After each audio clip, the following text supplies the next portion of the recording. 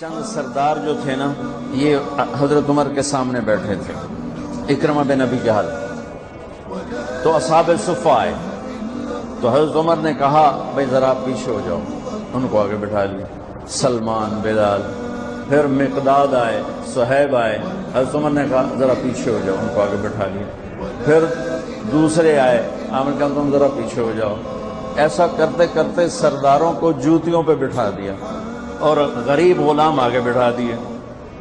جب مجلس ختم ہوئی تو حضرت ابو سفیان کہنے لگے آج عمر نے ہمارے ساتھ کیا کیا؟ تو حارث بن ہشام، سہیل بن عمر کہنے لگے کیا کیا؟ کہ دیکھو سرداروں کو جوتیوں پہ بٹھا دیا اور غریبوں کو سامنے بٹھا دیا۔ تو اس پر سہیل بن عمر نے کہا اس میں عمر کا قصور نہیں، ہمارا قصور، ہم نے اسلام لانے میں دیر کی، ہم پیچھے رہ گئے، انہوں نے پہل کی، وہ آگے نکل گئے۔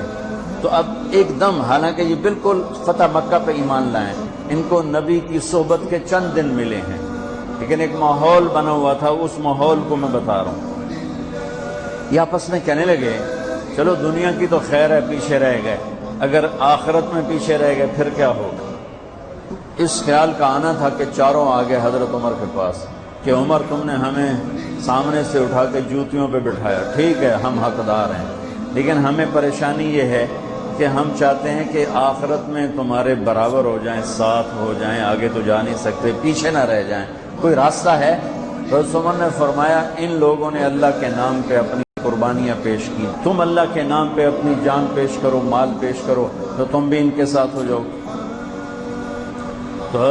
تو یہ کہنے لگے جی بالکل ٹھیک ہے۔ تو یہ سارے قریش کے سردار مکے آئے اور مکے سے بمع خاندانوں کے انہوں نے ہجرت کی، 400 بڑے سردار انہوں نے مکہ چھوڑا۔ جب یہ مکے سے نکلے تو سارا مکہ رو رو کے برا حال کر رہا تھا۔ تو حارث بن ہشام رضی اللہ تعالیٰ عنہ، یہ ابو جہل کے بھائی ہیں، ابو جہل کے بھائی ہیں، حکم بن ہشام اس کے یہ بھائی ہیں حارث، یہ کھڑے ہو کر انہوں نے چھوٹی سی تقریر کی، فرمایا کہ دیکھو میرے بھائیوں، اللہ کے نبی نے دعوت دی، ہم پیچھے رہ گئے، ہمارے غلام آگے چلے گئے، اور اتنا آگے گئے ہیں کہ اگر یہ مکے کے پہاڑ سونا بن جائیں اور میں سارے خرچ کر دوں تو ان کے ایک دن کا اجر میں نہیں پا سکتا۔ میں چاہتا ہوں کہ ہم اپنی جانوں کا نذرانہ پیش کر کے ہم ان کے ساتھ ہو جائیں۔ یہ قافلہ جب ملک شام پہنچا تو یرموک کی جنگ سر پہ آ چکی تھی۔ یرموک کی جنگ میں رومن امپائر ٹوٹی اور اس کا فیصلہ ہوا اور ان کو شکست ہوئی۔ اس میں 3 لاکھ کا لشکر تھا رومن امپائر کا، اور صحابہ کا لشکر تھا 30,000، تو 10 گنا بڑا لشکر تھا۔ تو 9 دن یہ جنگ چلتی رہی کہ یہ لوگ وہاں پہنچے۔ تو ایک دن ایسا ہوا کہ لڑتے لڑتے صحابہ کے قدم اکھڑ گئے اور اہل ایمان دبتے دبتے دبتے اپنے خیموں تک پہنچ گئے، رومی ان پر چڑھتے آ رہے تھے اور ان کے حوصلے پست ہو رہے تھے کہ حضرت اکرمہ بن ابی جہل انہوں نے ایک دم اپنے سر سے لوہے کی ٹوپی کو اتار کے پھینک دی اور اپنی زرہ بھی اتار دی اور اپنی تلوار کی نیام کو بھی توڑ کے پھینک دیا، اور ہاتھ بلند کر کے کہ کوئی ہے میرے ہاتھ پر بیعت کرے موت کی کہ یا اللہ اس ایمان والوں کو فتح دے گا یا ہماری قبریں یہاں بن جائیں گی۔ تو خالد ابن ولید اور اکرمہ بن ابی جہل قریبی رشتہ دار ہیں، تو خالد ابن ولید نے حضرت اکرمہ کا ہاتھ پکڑ لیا، کہا کہ نہیں میں تمہیں ایسا نہیں کرنے دوں گا، ہمیں تیری ابھی ضرورت ہے۔ تو انہیں ایسے ہاتھ جھٹکے سے چھڑا کر کہا الیک عنی، الیک عنی کا ویسے ترجمہ تو ہے دفع ہو جا، الیک عنی دفع ہو جا۔ وہ آپس میں رشتہ دار بھی ہیں، صحابہ بھی ہیں، یہ کہہ سکتے ہیں، تو میں صرف ان کی لفظ کا ترجمہ کر رہا ہوں، الیک عنی دفع ہو جا، خالد پیچھے ہٹ جا، با ادب ترجمہ خالد پیچھے ہٹ جا۔ کہ کیوں؟ کہ میں اور میرا باپ ساری زندگی اللہ کے نبی کی دشمنی کی اور ان کے خلاف لڑتے لڑتے لڑتے زندگی گزار دی، آج اس داغ کو دھونے کا دن آیا ہے، آج میں اپنی جان دینا چاہتا ہوں تاکہ میرے دامن پر جو اللہ کے نبی کے ساتھ جنگ کے دھبے ہیں ان کو میں دھو دوں، لہذا میں تیری بات نہیں سنوں گا۔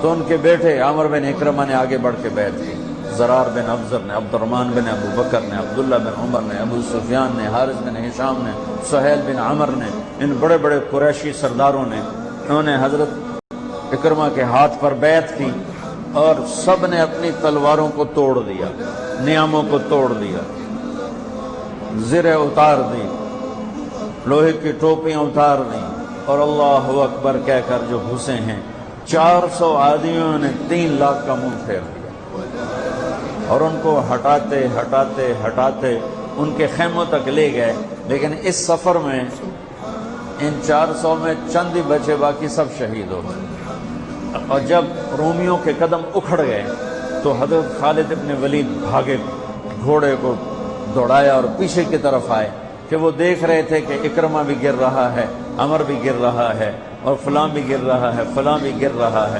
تو یہ جلدی سے بھاگ کے پیچھے آئے تو دیکھا تو ان کے بیٹے تو ختم ہو چکے تھے اور اکرمہ کے تھوڑے سانس چل رہے تھے، تو انہوں نے بیٹے کو یہاں رکھا، اکرمہ کے بیٹے عمر کو، اور حضرت اکرمہ ابو جہل کے بیٹے کا سر اپنی گود میں لے کر تھوڑا پانی منہ میں ٹپکایا نا، تو انہوں نے اسے آنکھیں کھولی، کہا کون ہو؟ کہا میں خالد۔ گلے من الدبارہ، کیا فیصلہ ہوا؟ تو خالد نے کہا مبارک ہو، اللہ نے ایمان والوں کو فتح دی۔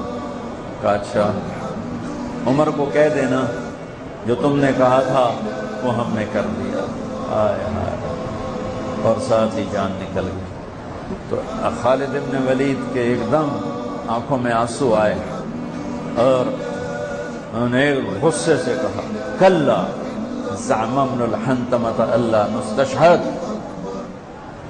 عرب جب کسی کو پیار سے بلاتے تھے تو باپ کے نام سے، یا ابن عمر، اے عمر کے بیٹے، یا ابن الخطاب، اے خطاب کے بیٹے، عزت محبت سے بلانے کے لیے باپ کا نام آتا تھا، اور غصے میں بلانا ہوتا تھا تو ماں کے نام سے، یا ابن سمیہ، یا ابن الحنتمہ۔ یہ ان کی ثقافت تھی کہ غصے میں بلانا ہے تو ماں کے نام کے ساتھ، عزت محبت میں بلانا ہے تو باپ کے نام کے ساتھ۔ یہاں خالد ابن ولید کو عمر پہ